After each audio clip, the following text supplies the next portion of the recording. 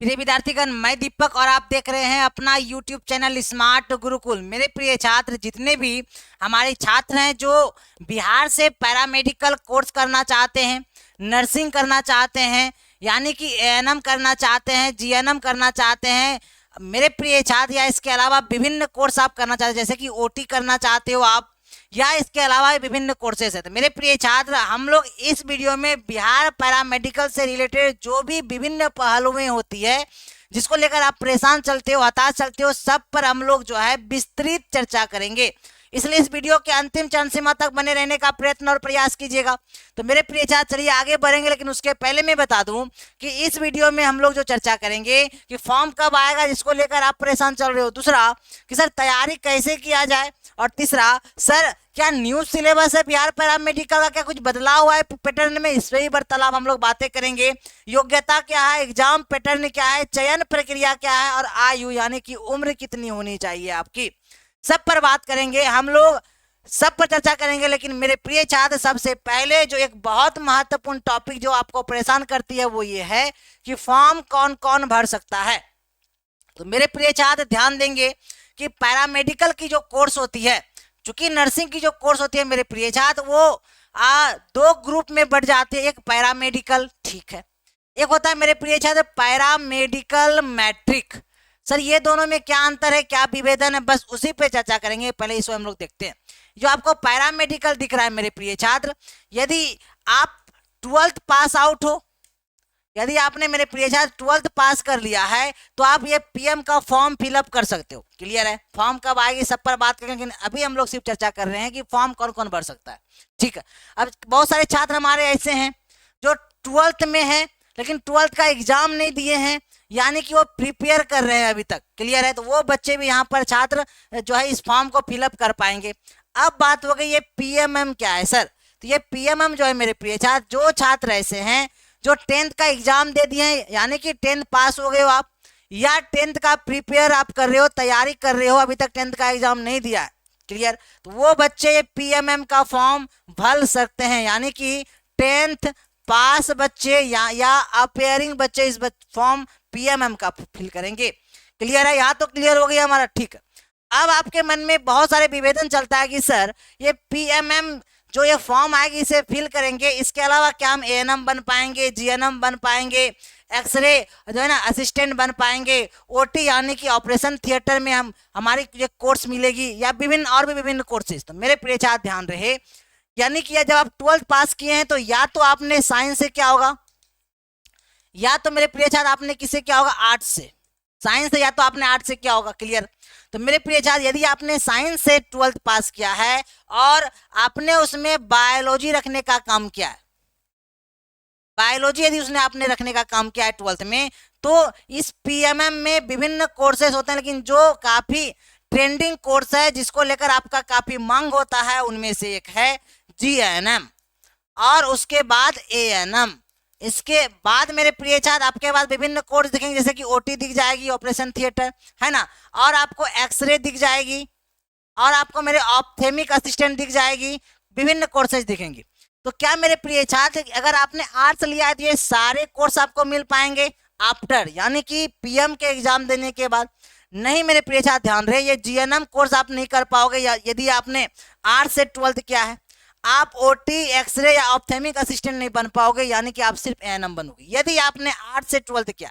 और यदि आपने साइंस से 12th पास किया है मेरे प्रिय छात्र, और आपका बायोलॉजी है, बायो उसमें आपने रखा है 12th में, तो मेरे प्रिय छात्र आप जीएनएम भी कर सकते हो, एएनएम भी कर सकते हो, ओटी भी कर सकते हो, एक्सरे और ऑप्थेमिक असिस्टेंट, और विभिन्न बहुत सारे कोर्सेज आपको दिखेंगे, सारे कोर्सेज आप कर सकते हो। क्लियर है? अब मेरे प्रिय छात्र ये सारी चीजें क्लियर। अब आपके मन में एक चीज और चल रही होगी, सर यदि साइंस हमने लिया है और उसमें यदि मैंने बायोलॉजी ना लेकर मैंने मैथ्स लिया है तब क्या करें? तो मेरे प्रिय छात्र, तब आप जो है जब मैथ्स लिए हैं तो आप एएनएम बन सकते हो, ओटी, एक्सरे, ऑप्थेमिक, ये सारी चीज हो सकता है, लेकिन जीएनएम नहीं कर पाओगे आप। क्लियर है? अब एक और डाउट आपके मन में है, सर मैं बॉयज हूँ, यानी कि मैं लड़का हूँ सर, तो क्या मैं ये सारे कोर्सेज कर पाऊंगा? मेरे प्रिय छात्र, यदि आप बॉय हैं, लड़के हैं, तो आप ना जीएनएम कर पाओगे ना आप एएनएम कर पाओगे। फिर आप मेरे प्रिय छात्र बाकी शेष यानी कि ओटी, एक्सरे, ऑप्थेमिक, ये सारे कोर्सेज आप कर पाओगे। ये सारी चीज आपने आई थिंक समझ गया होगा, मैंने बिल्कुल संक्षेप में सारी चीजें बताया। अब बात करते हैं पीएमएम का। सर पीएमएम में कौन कौन सा कोर्स आता है? तो पीएमएम चूंकि पहले तो 12th pass out form fill up करेंगे, और इसमें जो पीएमएम है इसमें जो आपको कोर्स दिखेगी वो ड्रेसर का दिखेगी। ड्रेसर क्या होता है? मलहम पट्टी करने वाले, है ना, नर्स जो है काफी, यदि मान लेते हैं कोई एक्सीडेंट कर गया या विभिन्न चीजें हो गई या ऑपरेशन हुआ या अन्य बहुत सारे कारण, तो उनमें आप मालम पट्टी करने का काम करेगा कौन? ड्रेसर। और इसी पीएमएम के अंतर्गत एक और कोर्स आता है, इसे हम लोग बोलते हैं डेंटल। डेंटल बोलते हैं मेरे प्रिय। ये दो कोर्सेज आपको दिखेगी, आफ्टर 10th आप ये फॉर्म फिलअप कर सकते हो। तो क्या सर फॉर्म फिलअप करनी चाहिए? क्या ये कोर्स अच्छा होता है? बिल्कुल महत्वपूर्ण, अति महत्वपूर्ण होता है। क्या सर पीएमएम बेहतरीन होता है मेरे प्रिय छात्र? ये कोर्स आप निश्चित तौर पे यदि आप 12th में हो तो भाई जरूर ये फॉर्म को फिलअप करो। 12th पास आउट हो तो जरूर करो, यदि आप 10th हो या 10th में पास आउट हो तो ये जरूर करो। क्लियर है? समझ गए होंगे कि फॉर्म कौन कौन भर सकता है, ये तो क्लियर है। ठीक है, अब अगला जो टॉपिक है जो परेशान आपको करती है, जो आपको हताश भी कर देती है ना, और जिसको लेकर आप बिल्कुल विभेदन मन में चलती है आपका, वो ये है सर क्या न्यू सिलेबस 2026 का कुछ है ना? तो मेरे प्रिय छात्र अभी तक ऑफिशियल वेबसाइट पर सिलेबस में कोई चेंजेज नहीं आया है, एक आध दो चैप्टर को छोड़कर। तो एक आध दो चैप्टर को जो हटाई गई है, उस चैप्टर को मैंने क्या कर दिया है, हटा के बच्चों को मैंने पढ़ाने का काम किया है अपने बैच में। क्लियर? एक आध दो चैप्टर जो जुड़ा है उसे भी मैंने बताया। खैर सिलेबस बेसिकली वही है, ऐसा हम लोग कह के चलेंगे, लेकिन ध्यान रखिएगा मेरे प्रिय छात्र, जो सिलेबस में जो मोटा मोटी सिलेबस को आपको समझना पड़ेगा कुछ इस प्रकार से है कि आपको साइंस मेरे प्रिय छात्र आपके कितने प्रश्न आना है? 25 प्रश्न आएंगे साइंस से, पहला। ठीक है, इसके अलावा मेरे प्रिय छात्र आपको दिख जाएगा जीके। साइंस के बाद दूसरा जो सबसे वेटेज होता है, जो अधिक प्रश्न देने के लिए मिलता है, वो जीके होता है। जीके से प्रश्न जो मेरे प्रिय छात्र आपको दिखेगी वो 20 यानी कि 20 दिखेगी। क्लियर है? इसके अलावा मेरे प्रिय जब आगे हम लोग बढ़ेंगे तो आपको दिखेगी हिंदी, और हिंदी से प्रश्नों की संख्या की यदि बात करेंगे तो ये 15 दिखेगी आपको। उसके बाद इंग्लिश आपके पास आ जाएगी, और इंग्लिश के प्रश्नों की संख्या देखोगे तो यहाँ से भी 15 यानी कि 15, और मैथ से भी यदि बात करेंगे तो मैथ से भी प्रश्नों की संख्या 15। तो मेरे प्रिय छात्र इस प्रकार से ये सिलेबस की वर्गीकरण हुआ है ऐसा। और कौन कौन से चैप्टर को हटाई या जोड़ी गई है, एक आध दो चैप्टर की बात है मेरे प्रिय छात्र, उसमें कुछ खास बदलाव नहीं है। और वो मैंने जो मेरे पैड बैच में बच्चे जो एडमिशन लिए होंगे या पढ़े होंगे, तो वहां पर मैंने बिल्कुल निश्चित तौर पर वो सिलेबस को मैंने आप तक वर्गीकृत करके पहुंचाया है। ठीक है, चलो तो इस प्रकार से कितने पार्ट? 1 2 3 4 और 5 पार्ट से आपको प्रश्न आएंगे। क्लियर है मेरे प्रिय छात्र? अब जैसा गौर से समझिएगा, कुल मिला के प्रश्नों की संख्या को यदि आप जोड़िएगा ना तो कितना आएगा सर? तो बोलिएगा सर कुल मिला के प्रश्नों की संख्या आपको 90 यानी कि 90 प्रश्न दिखेगा। कितना प्रश्न है? तो बोलिएगा सर 90 प्रश्न एग्जाम में दिखता है। और इस जो 90 प्रश्न है, इस 90 प्रश्न जो है मेरे प्रिय छात्र, प्रत्येक प्रश्न जो है आपके 5-5 अंकों का होगा। जब प्रत्येक प्रश्न 5 अंकों का है तो 90 प्रश्न है तो 5 से मल्टीप्लाई करना पड़ेगा, तो कितना हो गई? 450। तो कुल मिला के कितने का आपका एग्जाम होना है? तो 450 अंक का एग्जाम होना है। क्लियर है यहाँ तक? ठीक है सर, क्लियर है। अब आपके मन में एक चीज और चल रही होगी, सर ये जो 450 अंकों का एग्जाम होना यानी कि 90 प्रश्न जो एग्जाम में पूछी जाएगी, इनमें से कितना प्रश्न सही करे, यानी कि कितना अंक लाए कि सर मुझे एक गवर्नमेंट कॉलेज मिल जाएगा, मेरा जो सपना है कि नर्स बनना हो मैं नर्स बन जाऊं, सर मुझे जीएनएम एएनएम ओटी या विभिन्न कोर्सेज जो मैं चाह रहा हूं वो मुझे मिल जाए, मैं नौकरी कर लूं, जॉब हो जाए हमारा। तो मेरे प्रिय छात्र बहुत अधिक नहीं, चूंकि 90 प्रश्न है, 90 प्रश्न में से यदि आप मेरे प्रिय छात्र आप लाने में कामयाब हो जाते हो, यदि 50 प्रश्न या 50 प्रश्न से अधिक यदि आप सही कर लेते हो तो एक गवर्नमेंट कॉलेज आपको पक्का हो जाती है आपकी।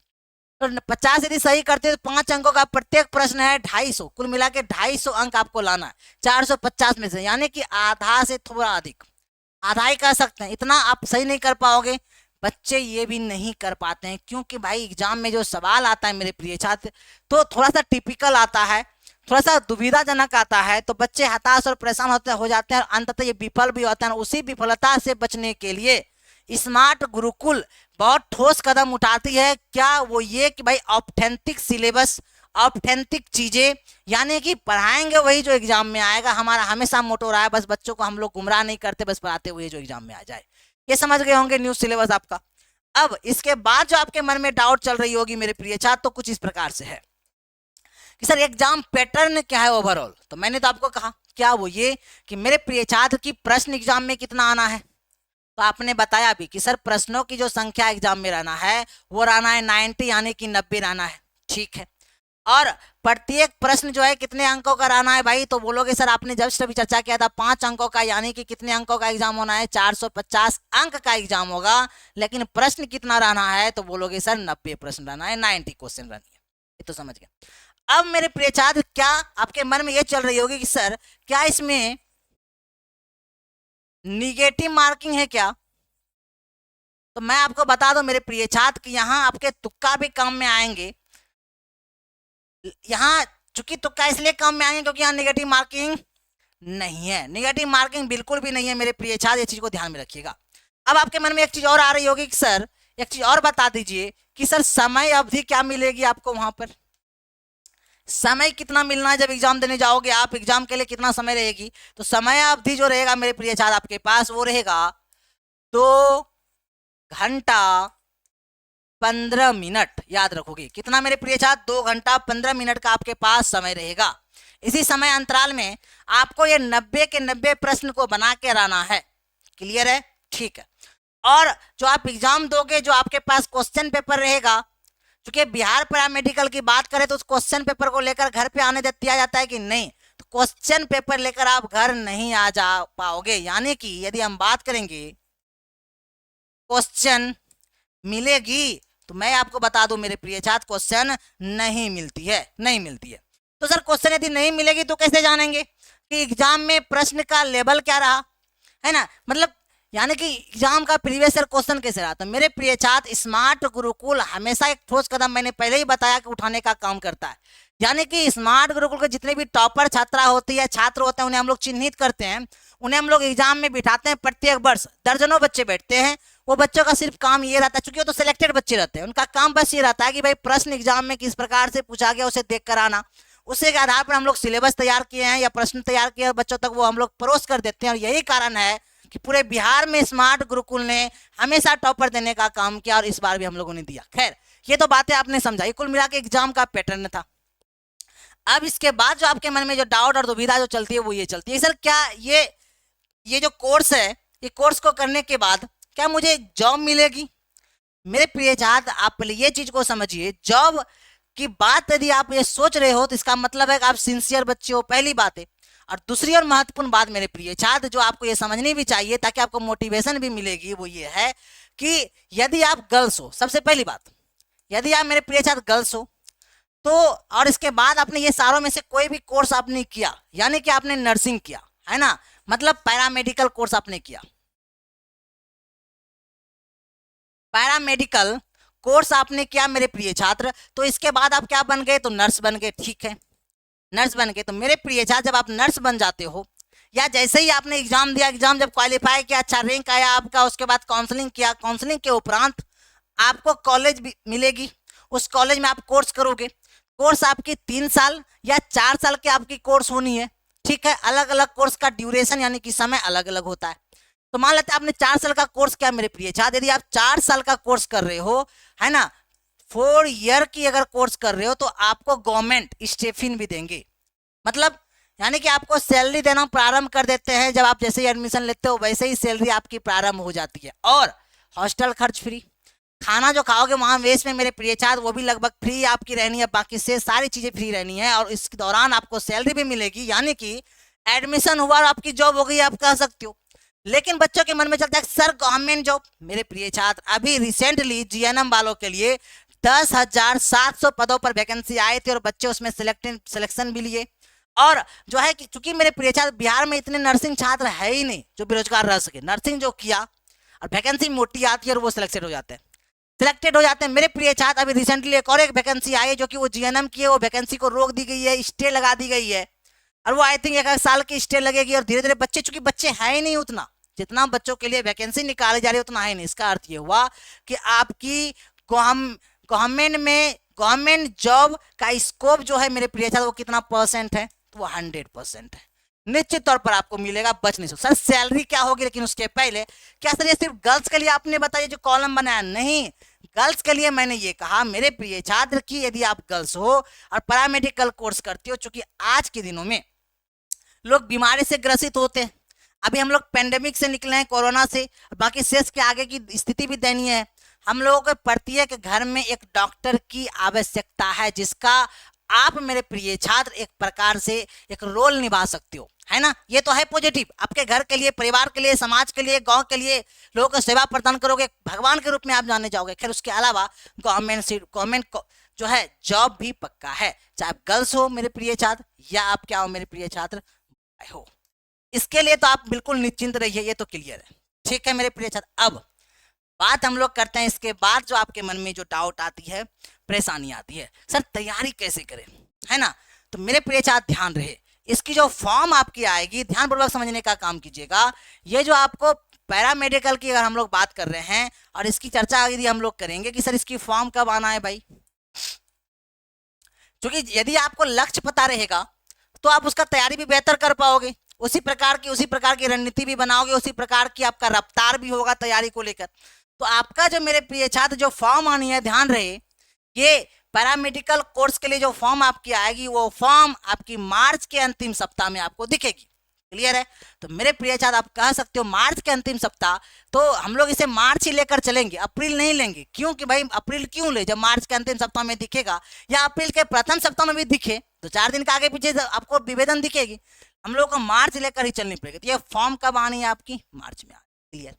तो हमारे पास समय क्या एक्स्ट्रा है, अधिक है नहीं, हमारे पास निश्चित तौर पर समय 3 से 4 महीनों का है मेरे प्रिय छात्र। तो आपके मेहनत जो है लगातार जारी रखनी पड़ेगी, है ना, मेहनत करनी पड़ेगी। तो इसे मैं मार्च और अप्रैल भी मैं लिख दूं ताकि आपके मन में कोई विभेदन ना रहे। इसके बीच में फॉर्म आनी है। फॉर्म आने के बाद मेरे प्रिय आपके पास लगभग 2 से 3 सप्ताह का समय रहता है फॉर्म फिलअप करने का। जब फॉर्म फिलअप करोगे फिर आपका एग्जाम सेंटर आएगा, फिर एग्जाम सेंटर में जाकर एग्जाम दोगे, फिर रिजल्ट आएगा, रिजल्ट अच्छा रहा तो फिर आप काउंसलिंग करोगे, काउंसलिंग के बाद आप कॉलेज चुनोगे, कौन सा कॉलेज आपको चाहिए वो कॉलेज आपको मिलेगी, फिर हॉस्टल अलाउट होगी, एडमिशन होगी, फिर वहां से अपना पढ़ाई प्रारंभ करोगे, सैलरी भी प्रारंभ। समझ रहे मेरी बात को आगे। खैर ये तो बात मैंने बता दिया। अब चूंकि मेरे प्रिय यदि आपके पास मार्च अप्रैल का समय है तो हमारे पास कितना समय है भाई, अभी से अगर देखा जाए ओवरऑल हमारे पास जो मेरे प्रिय समय है वो 4 से 5 मंथ का समय है। लो भाई मैंने क्या कर दिया, 5 मंथ आपको लिखने का काम कर दिया, 5 माह का समय है। अब ये 5 माह में तैयारी कैसे रही, चूंकि सिलेबस मैंने बताया कितने सारे सब्जेक्ट दिखेंगे, तो ये 5 माह में मेरे प्रिय छात्र आपको वही पढ़ना है जो कि एग्जाम में आए। सर सवाल कैसा एग्जाम में पूछा जाता है, तो सवाल मेरे प्रिय छात्र आपका जो है क्लास 9th और क्लास 11th और 12th के लेवल से पूछी जाती है। क्लियर है, चाहे किसी भी सब्जेक्ट का आपका क्यों ना हो, जो सब मैंने सिलेबस आपको बताया। तो सर क्या ये तैयारी अभी से संभव है, बिल्कुल संभव है। सर कैसे, मेरे प्रिय छात्र मैंने क्या कहा कि आपको चूंकि 90 प्रश्न है उनमें से 50 से 55 प्रश्न सही करोगे कॉलेज मिलेगी। तो इसके लिए मेरे प्रिय छात्र आपको पढ़ना वही है, बार बार ध्यान में दिलाने का प्रयास कर रहा हूँ कि भाई जो एग्जाम में आपकी आएगी। यानी कि आप ऐसा मत करना है कि भाई पूरा एकदम डिटेल्ड में लग गए सबको पढ़ने के लिए और पढ़ भी लिए, उसके बाद रिवीजन नहीं हो पाए, चूंकि इतना कम समय में संभव नहीं है, और फिर तैयारी नहीं हुई, अंततः एग्जाम दिए, कंफ्यूजन रहा, सॉल्यूशन का पता ही नहीं चला और अंततः आप विफल हो गए। ऐसा होना नहीं चाहिए। तो कैसे नहीं होगा, तो मेरे प्रिय छात्र हम लोग यानी कि स्मार्ट गुरुकुल पढ़ाता वही है, यानी कि भाई हम लोग सिलेबस को इतना संक्षेपण में कर दिए हैं कि भाई जो एग्जाम में आ रही ऑथेंटिक चीजें ही बच्चों को पढ़ानी है। अगर एक आध क्वेश्चन बाहर से भी आ जाए फिर भी बच्चे उतना प्रश्न तो बना लेंगे जो कि एग्जाम में सिलेक्टेड हो जाए, सिलेक्शन ले ले, एग्जाम में कॉलेज मिल जाए, सपना उसका पूरा हो जाए। समझ रहे ऐसा। खैर ये बात आप समझ चुके हैं। अब मेरे प्रिय छात्र इसके बाद जो हम अगला रुख हम लोग करेंगे वो ये करेंगे, जैसे आपके मन में चल रहा था तैयारी कैसे करें, तो मेरे प्रिय छात्र हमारे स्मार्ट गुरुकुल के जितने भी टीम है वो सारे अनुभवशील हैं। और मेरे प्रिय छात्र हम लोगों ने साइंस के अलग अलग टीचर भी रखा है। कारण ये है कि चूंकि इसके बाद जब आप नर्सिंग कोर्स करोगे वहाँ साइंस के सब्जेक्ट का काफी वर्क काफी काम है। तो हमारे मानसिकता सिर्फ कॉलेज तक पहुंचाना नहीं, आपको गवर्नमेंट जो है नौकरी जॉब दिलवा देना भी है। क्लियर। मेरे प्रिय छात्र ध्यान रहे, तो तैयारी करने के लिए यदि आप चाहते हो कि सर मुझे स्मार्ट गुरुकुल से जुड़ना है तो कैसे जुड़े, बहुत आसान है मेरे प्रिय छात्र। हम बिल्कुल आप लोग को मोटिवेट करेंगे जुड़े, क्योंकि आप लोग को जब हम मेहनत करवाएंगे, जितना मेहनत हम लोग कर रहे हैं मेरे प्रिय छात्र, यदि उसका आप लोग 50% भी मेहनत करने में कामयाब हो जाते हो, आपके सफलता कोई नहीं रोकेगी। और यदि आप सफल हो जाते हो उन्हीं में हमारी सफलता में बार बार कहता हूँ। तो सबसे पहले हमारे साथ जुड़ने के लिए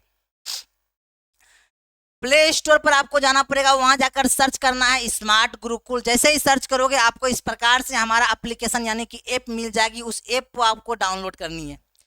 कोई दिक्कत हो तो इस नंबर पे कांटेक्ट कर सकते हैं 9122137666। अब कोई बच्चे के मन में ऐसा हो सर मुझे एडमिशन नहीं लेना, मुझे यूट्यूब से पढ़नी है, मेरे प्रिय छात्र यूट्यूब से भी पढ़ना है, उसके बावजूद भी आपको प्ले स्टोर पर जाकर स्मार्ट गुरुकुल को डाउनलोड करना है। क्यों? क्योंकि यहाँ पर हम लोगों ने जो है महत्वपूर्ण प्रश्नों की सूचियां डाला है, महत्वपूर्ण जो है ना हम लोगों ने टेस्ट सीरीज डाला है, महत्वपूर्ण बुक्स डाला है जो कि बिल्कुल मुफ्त बिल्कुल फ्री है, उसका लुत्फ आप उठा सकते हो। और यदि मेरे प्रिय छात्र, चूंकि आप जब डाउनलोड कर लेंगे, डाउनलोड करने के बाद, और मैं आपसे इसलिए भी कहूंगा कि आप सिर्फ यूट्यूब से ना बल्कि हमारे एप्लीकेशन के भी साथ जुड़े। क्यों? क्योंकि हम आपको निश्चित तौर पर और अच्छे से तैयारी करवा सकूं, इसलिए। क्योंकि मेरे प्रिय छात्र, ये देखिए हमारे 2024 के इतने सारे टॉपर्स हैं, सब के सब टॉप कॉलेज में जाकर सारे बच्चों का एडमिशन हुआ है। तो मैं चाहूंगा मेरे प्रिय छात्र कि अगला भविष्य आप लो, अगले टॉपर आप हो जाएं। क्योंकि मैं मेहनत वही कर रहा हूँ एप्लीकेशन पर, और जो बच्चे आकर मेहनत करेंगे तो मैं उसे और मैं मेहनत कर पाऊंगा, मोटिवेट कर पाऊंगा, और हमारे बच्चे की सफलता वही हमारी सफलता। मैं बार बार बोलता हूँ आपको। खैर, ये बातें होगी। इसके अलावा ये इस बच्ची को देखिए आप, ये 1 साल के बच्ची को जो है अपने घर पर छोड़कर जो है उन्होंने हॉस्टल में अपनी पढ़ाई लगातार जारी रखी, और रैंक कितना 3 आया है पूरे बिहार में। स्मार्ट गुरुकुल की छात्रा है। मैंने इसका एक पॉडकास्ट वीडियो जो है ना आपको यूट्यूब पर दिखेगी, जाकर उसे एक बार विजिट कर लीजिएगा, देख लीजिएगा। खैर, अब मेरे प्रिय छात्र देखिए, चूंकि हम लोग का अभी ये ऑफर चल रही है, 1000 की ये फी, ये पूरे बैच की है, जिसमें हम लोग जो है live doubt classes, live classes, उसके अलावा डेली लाइव टेस्ट भी लेते हैं बच्चों का, और क्लास नोट्स पीडीएफ, और जो है ना 6 एक्सपीरियंस्ड टीचर आपको पढ़ाएंगे, सिखाएंगे, समझाएंगे, और सजेशन क्वेश्चन भी देते हैं, जिससे बच्चों का प्रश्न अधिक से अधिक लड़ने की संभावना एग्जाम में रहती है, वो पर कर जाते हैं और सफल भी होते हैं। लाइव डाउट सेशन और टेस्ट तो हम लोग ले ही रहे हैं। मेरे प्रिय छात्र, सबसे बड़ी बात स्मार्ट गुरुकुल की, हम लोग एक एक बच्चे से इंटरेक्ट करते हैं, बात करते हैं, कोई दिक्कत परेशानी होती है उनका हम लोग दुविधा को दूर करते हैं। कोई बच्चे अगर टेस्ट में अच्छा परफॉर्मेंस नहीं कर पा रहे, उनके गार्जियन पिताजी से तक से हम लोग बात करते हैं कि बच्चे हमारे मोटिवेट हो सके, सफल हो सके। समझ रहे हैं मेरी बात को? तो मेरे प्रिय छात्र, इस फी, जो इस बैच की फी है, बहुत निम्नता, बहुत कम फी है, और मैं चाहूंगा मेरे प्रिय छात्र आप हमारे साथ जुड़े। क्यों? इसलिए क्योंकि मेरे प्रिय छात्र, आपके मंथली रिचार्ज से भी बहुत कम फी है ये आपका, मतलब आसपास की चीजें।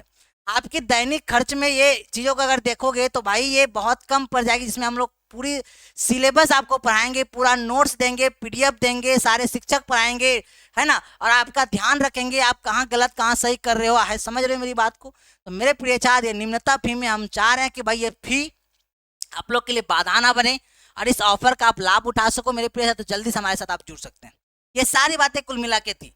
मेरे प्रिय छात्र, आशा करते हैं कि पैरामेडिकल से संबंधित कोई डाउट आपके पास नहीं रही होगी। यदि है तो आप कमेंट बॉक्स में कमेंट कर देंगे। जो नए छात्र हैं वो चैनल को सब्सक्राइब कर देंगे, और लाइक करना बिल्कुल भी नहीं भूलेंगे। चूंकि मैं आपका शिक्षक, मैं आपका शुभचिंतक दीपक ले रहा है वर्तमान समय में विदा। अपना ख्याल और ध्यान रखिएगा।